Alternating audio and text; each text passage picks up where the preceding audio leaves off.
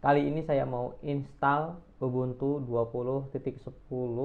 Jadi Ubuntu terbaru pada saat saya merekam video ini tanggal 23 bulan 10 2020. YouTube resmi dari Ubuntunya tuh belum tayang ya, terkait yang kayak semacam tutorial dan sebagainya. Jadi saya merekam pas nemu informasi dari websitenya dan beberapa YouTuber di luar sana bahwa Ubuntu 20.10 itu sudah mendukung eh, Raspberry Pi 4 ya, karena dia mengkhususkan hanya mendukung ARM yang 64 bit, jadi hanya ada versi 64 bitnya. Jadi kalau yang belum punya Raspberry Pi 4, kalau mau beli yang 4 GB atau 8 GB. Terus kalau yang punya Raspberry Pi 4 versi 2 GB, ya sayang sekali nggak bisa diinstal Ubuntu 20.10 ini.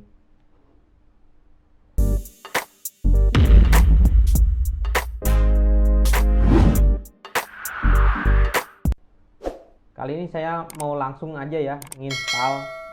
Tata caranya bagaimana. Saya pertama masuk ke website Ubuntunya dulu. Untuk menginstal Ubuntu di Raspberry Pi 4, kita masuk ke website ubuntu.com/download/Raspberry Pi. Nanti saya taruh di deskripsi ya linknya. Nah, di sini ada beberapa tipe yang akan bisa kita download. Ada Ubuntu LTS ya, tapi versi server. Kemudian 2010 server, dan yang di tengah-tengah ini ada Ubuntu Desktop 20.10 dan hanya ada versi 64 bit saja dan didukung hingga Juli 2021. Cukup ya kita buat coba-coba gitu kan. Mungkin tahun depan ada versi LTS-nya atau bagaimana ya, saya kurang paham juga. Nah, setelah itu kita download aja, langsung kita save. Totalnya itu 1,6 GB. Kita taruh aja di folder download. Kan kita kasih nama Raspberry Pi. Untuk menginstal si Ubuntu ini ke SD card, kita butuh kayak semacam Raspberry Pi Imager atau writer ya, dari PC atau komputer ke SD card. Jadi bisa pakai nggak cuma PC sih. Jadi intinya dari komputer ya, mau Mac OS, mau dari Linux, mau dari Windows, ke SD card itu harus pakai writer atau imager. Kita pakainya Balena Etcher ya, Balena Etcher. Alamatnya di balena.io/etcher. Oke, di sini secara otomatis websitenya Balena Etcher akan membaca OS yang kita pakai.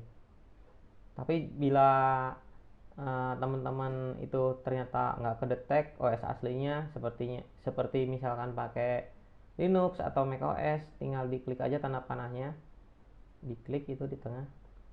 Karena saya pakai Windows, jadi saya download Windows. Nah, setelah muncul filenya, kita langsung save ke folder yang tadi biar jadi satu, di download Raspberry Pi. Nah, setelah itu kita tunggu aja file tersebut hingga selesai di download. Setelah kedua file tadi di download ya, image Ubuntu dan Balena Etcher, kita langsung aja buka foldernya.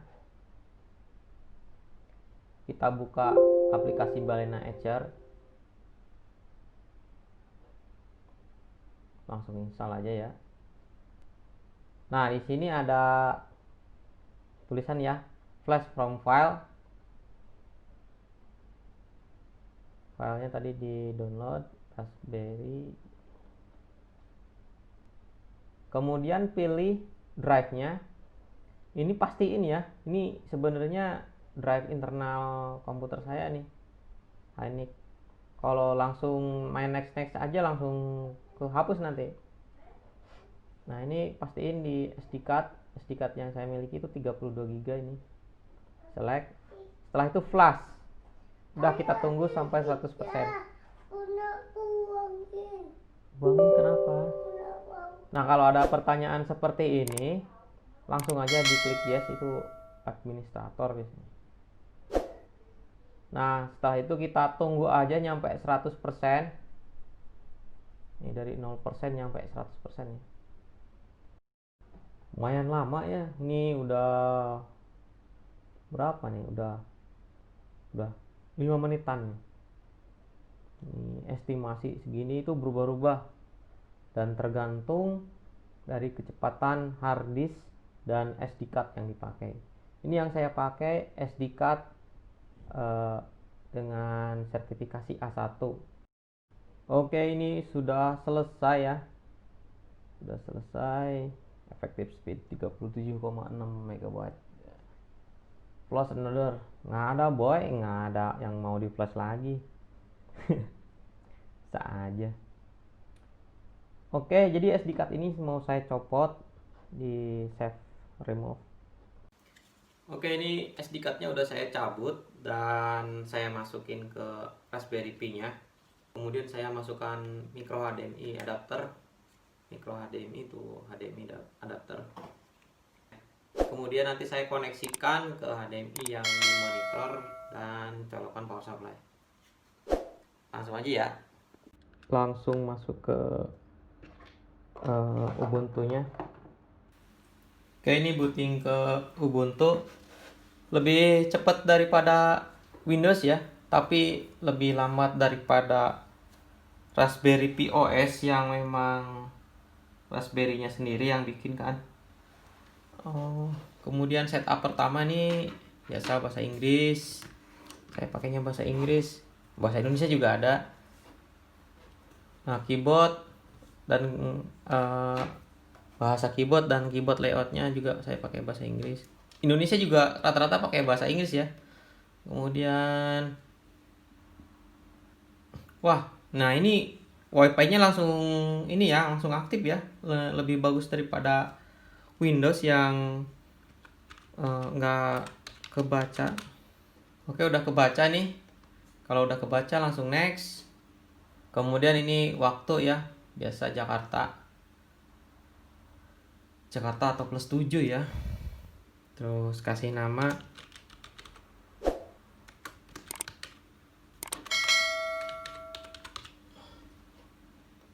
Passwordnya. Dan saya pilih login otomatis ya, supaya nggak masukin password sebelum masuk, karena ini keperluannya untuk testing. Nah, ini baru nginstal lagi, konfigurasi lagi, nginstal lagi ya. Kita tunggu ini nyampe bar di sini semuanya penuh.